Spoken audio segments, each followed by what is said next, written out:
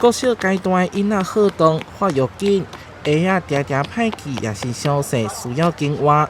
这笔开销对着关怀家庭来讲是袂小的费用。台南大碗爸打算买5只300双新鞋仔，当做圣诞礼物送给因，每一双人工计销990块。这个活动大概有10几年的历史了哈，自从尤其是徐董事长一直在圣诞节的这个节日对于偏乡的小朋友有一个关怀。那我们台南市政府这边也持续的一直在做关怀的动作。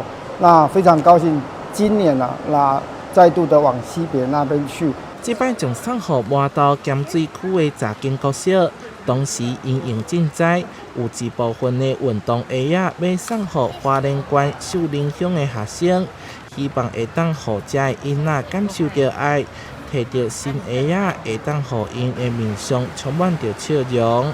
很开心，因为它是我喜欢的颜色，而且还有一点粉粉的。跑步的时候可以比较快，跑比较快。非常感谢远隆百货这一次可以办这样子的募学活动，然后一起来嘉惠我们偏乡的小孩。校长特别送着感谢状，给台南大碗爸。该活动为16当前开始，到达累积募集超过3500双鞋仔。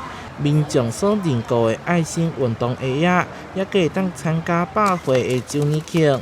欢迎民众来响应这项有意义的活动。台南新闻所采采访报道。